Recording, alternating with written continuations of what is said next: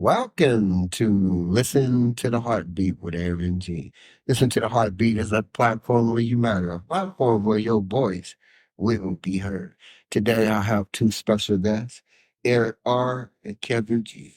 Eric R., he's a rising scholar as well as Kevin G. They're rising scholars. What is Rising Scholars? Well, the Rising Scholar program here at Mount San Antonio Community College seeks to assist students directly impacted by the criminal justice system education. Students can choose between four educational pathways that will best fit their strengths, desires, and educational career goals.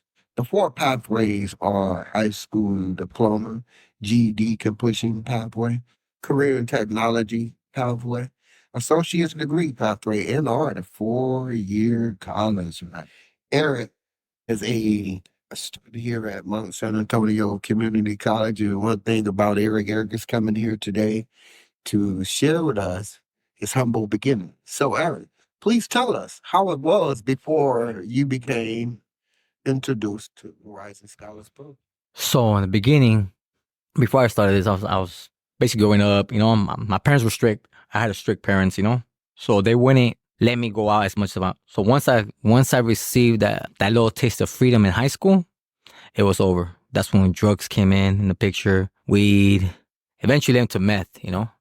And in those times, I was doing meth. Those times, I lost a lot of weight. I lost a lot of weight, and the girls started coming in. After that, the girls and gangs came in the picture. And I was like in freshman year, sophomore year at the time. So after that, and I was a good kid at the time. I was getting good grades in school. But drugs after a while corrupt your brain. They do something to you in a way that makes you think different. And you start getting involved in an environment that you're not accustomed seeing, and you get trained in that adaptation, adapt to it. And after a while, like that summer, I got kicked out of high school. That summer, I decided to join the gang. And the reason I joined the gang around that time was because they pulled a gun on my little brother. So I figured we're living in the neighborhood. I grew up right there in Norwalk, and right there in Norwalk, and right there. So after a while, like they pulled us out, they're gonna shoot us. I might as well be part of this scene right here. Once I began there, I was like, and at the time, it took me a while to adapt how the homies were. Because I wasn't used to growing up like. So my mind was trained. You had to be trained. Like it's like military in a way. They train you. So I was trained, and after a while, my beliefs changed. And I grew up in a way that I started liking it in a way. You had to be tough in the streets. You couldn't be no pushover. So you had to learn how to man up fast. And in that process, when I went to the halls, that's when everything changed. Look, you're in the big boys. That's when you gotta learn how to fight. Once in the halls, you gotta learn how to fight. It's a whole different thing, scenery, but shooting guns and this time you're using your fists.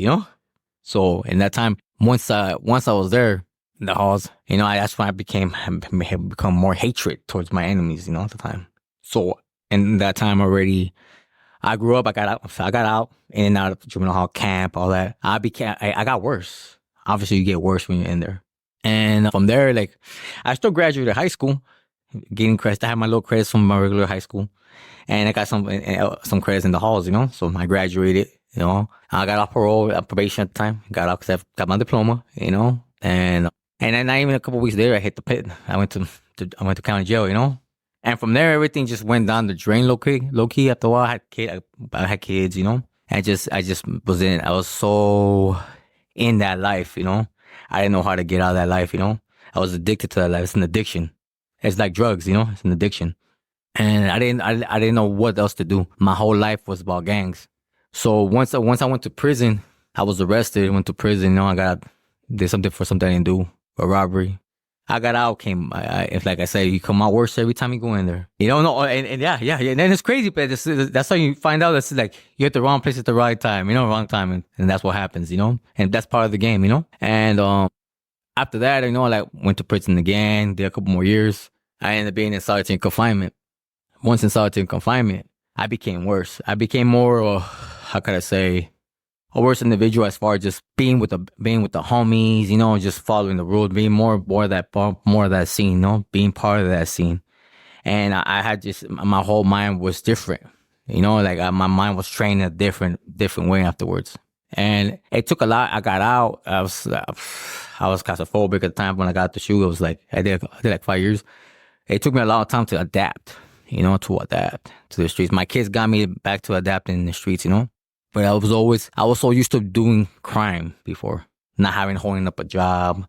I didn't know how to do none of that at all. And then after a while, went to prison. Went to prison again, got out, back and forth again, bro. And once I had a daughter. I had a daughter.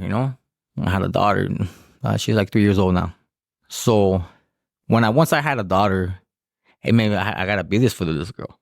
I don't want no one raising my daughter, and I had to make a choice, and I wasn't really good in the scene with my homies. Everybody knew me, I was on that scene, So I had to making that decision, I had to backing up a little bit off the game a little bit. I had to just back up, a little bit. Some homies respected that, you know what I mean? But at the same time, no one told me nothing. And when that time came, doing that, I wasn't in a toxic relationship at the moment. My homegirl, and it got to the point I was gonna hurt this girl. And so I started going to church.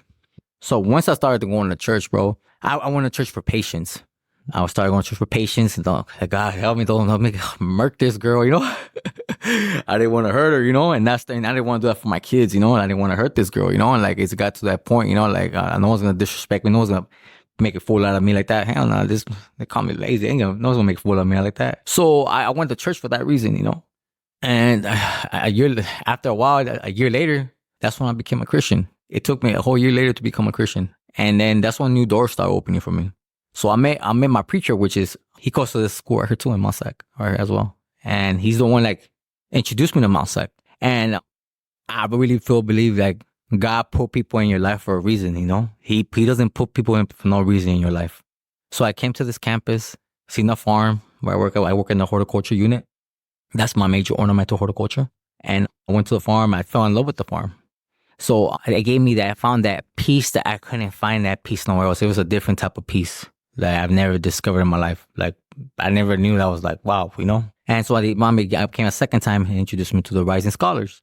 So once in the Rising Scholars, I was surrounded by people that they were like me, just like me, tattoos, and it was weird. And that welcoming I felt was so incredible. I felt like at home. I didn't feel weird or nothing. It was different type of vibe, And that helped me right there to keep coming, After a while, I would come all the time. I wasn't even starting school. I would just come, pull up. I just signed up, but I would just come try and make my face known right here, how you guys doing, And I use school as this campus as a hobby to get away from the streets, because I was already walking in that path of being a Christian already, And it was still, that old life is always in there.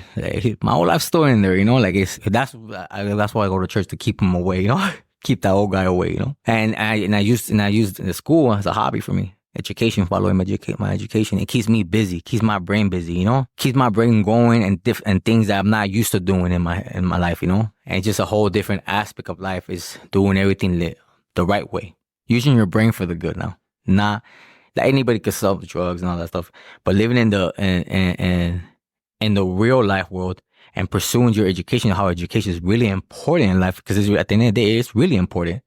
And you can't do nothing without education, especially for us. People get lucky. Comics get lucky. Ex-comics get lucky. They get good jobs and all that. But sometimes we need to pursue our education to develop our skills, talk skills, just having new beginnings in life. So this school the program helped me in a way that I feel comfortable. Now I feel like my family. I feel like I'm family. It's family right here. That's why I really recommend everybody this program. Everywhere I go, I tell everybody. I come one way. Hey, how are you and the Lord doing? That's my approach to it. How are you and the Lord doing? Some people, they respond in a good way. Some people don't respond in a negative way. Then I come out with one part of the Rising Scholars program right here. That's why I come with two things every time I approach people, So I let people know about this program a lot, and that's why I'm trying to help people in a way, wherever I could do it, how this program helped me. I'm already in my third semester already right here. So it's going lovely. Thank you for, I'm going to reflect this with you. So I'm going to reflect back and then we're going to laugh a little bit. You talked about at the beginning of in high school, You got a little marijuana in you, and you got a little of that speed in you. And I said, I'm gonna be honest with you. I tried speed once, and I had a vision for me. Right? The vision for me was I tried it once. All the stuff that people were bringing, because I used to be a D boy, and people would bring me their goods. But I tried that stuff one time, and I went in the garage, and I started working on stuff that was not broke. Right? I had a vision for me. I can't do this no more. Thank you for reminding us of the progression. Right? Being locked up, and then having strict parents. They want to protect us from what they knew eventually we might get into. Thank you for reminding me that there was a lot of attention and other stuff going on after high school and in the streets. Your mindset of community members putting guns on y'all and jumping over y'all, and your mind told you, I'm in Rome, so I might as well join the Romans. Thank you for reminding us that you experience another behavior after being in the hole, a behavior of claustrophobia. Thank you for reminding us that support really matters. You spoke about how your children is a help and was a help for you to come out of that claustrophobic type of mentality. Then you spoke about being introduced to the Lord and how the individual, the pastor who introduced you to the Most High, also introduced you to Most High and the Wise and Scholars program. And then you found the joy out in nature. I want to thank you for sharing that journey with us because we matter. We matter more than we give ourselves credit for. Tell us about your drive to become a better version of yourself. When your graduation day? 2026. 2026. Spring. So you got to be one of those in the land that's going to help us get back acidic soil. I mean, alkaline soil. The soil in California used to be alkaline, but now it's acidic. So tell us a little bit about. Can you pronounce it again? What is it called? Ornamental horticulture. Well, ornamental horticulture is basically we deal with plants, propagating plants. It comes with the soil too. Knowing what to grow in soil if you have wrong soil. So you need to have the right type of soil. Because not every soil grows. It might be something wrong with the soil. Might have pests on it. And that's what I'm also trying to major in integrated pest management as well. Because you need to find out what's wrong with the plants, what's killing your plant. Because they have fungus. Plants have fungus as well. Bacteria. There's pests. They eat the plants. So it's able to protect the plant. So you need to know all these type of things. It's all in science as well, and a little bit of science. So basically, we just propagate plants. You groom them. You take care of them like they're your babies in a way, And you water them. You have to know exactly how much to water them, how much to water them, because sometimes you water them too much, you could kill them. And the thing we do is learn how we propagate plants is we do cuttings. You cut a plant, or you can just take a little stem of part of the plant and clone it to another tree, and another clone comes from it. It's basically like in a sexual way, and it's getting a piece from the mother plant, and making another one. But if you want to have the same root, you have to make sure you have to grow it from beneath the roots, get it under the roots. That way you get the same parent, But if you can just cut up a little cutting, it's variegated different in a different way, So it's just about learning how to. Basically, the best important thing is soil. You gotta know what type of soil you have. If you have no good soil, you can't grow nothing. Your bad soil, you can't grow nothing. That's the main important thing. And the propagating, if you want to make how to make plants, you want to propagate. This is a different species, Some are easy to propagate, others are not. Like the succulent plants are real easy to propagate. You just cut a little cutting, let it dry, callus over, cut it, and put it in a pot. They're easy to grow, And there's other plants that are kind of hard. There's different ways. You can put them in the water, in a container of water, and let the roots grow. And there's a whole different way of propagating plants, You know what's interesting about what you shared? Based on your story, in your humble beginning to now, the Most High took you from your humble beginnings and He's educating you through plants so you can be able to see people Old timer once told me when I was in San Quentin State Prison, he said, look at people like animals and study their nature. Look at people like plants. And you was describing how certain plants have certain pests, right? And certain fungus. So now that we're in this process called recovery, recovery by definition means that number one, we recover our health. We all get to recover our health because we ain't putting one in, right? Then we get to recover our minds, right? And we're not thinking like we used to, and more so our students. I want to thank you for having to share your journey with us today. I'm looking forward to when we can do this on video so that we collectively can be an inspiration. Thank you for reminding us how important community is. Community can affect us in a negative way, but as you said, this pastor, not only did he introduce you to a reawakening of this power in you, you called him the Lord, he also continued to guide you to a place where you could feel welcome. And you said, you got here and you seen people with tattoos. He said, no, I'm at home. With nobody talking about you got five on it. And he was like, I'm going to stay. And now he has a major man. Congratulations. I'm looking forward to graduating with you in 2026 as well. But I'm looking forward to graduate this year as well with one of the degrees that I'm choosing. Now we're gonna take a short break. And then we're gonna come back. Kevin G. Now Kevin G is an inspiration to both Eric and I. All right. And we're honored to have him. That's the OG Kevin right there. Welcome back to Listen to the Heartbeat with Eric. As I shared earlier, Listen to the Heartbeat is a program. It's a platform where you map. It's a place where your voice won't be heard, you won't be judged, you won't be criticized. And now we have Kevin G, who's a style and studio support representative of the Rising Stylist program. He's a student at California State University, Long Beach in criminal justice and criminology in the graduate program. Man, I just got a little Jason in me, right? He said, come on, somebody, see real G's getting degrees. Kevin, tell us about your humble beginnings and the motivation that came up in you to now be going toward a graduate program. Well, no. So I think in the beginnings, right? In my beginning, similar to a lot of us where, I came from a family that wasn't, I mean, they were strict, but they were supportive. So yeah. That's amazing how we all have similarities. When Eric was sharing earlier, and even when I shared, the similarity is that there's certain environments when we're not as whole as we think we are, it takes us back. Give you a good example. I'm a veteran. I got issues, right? And so I identify with the claustrophobia.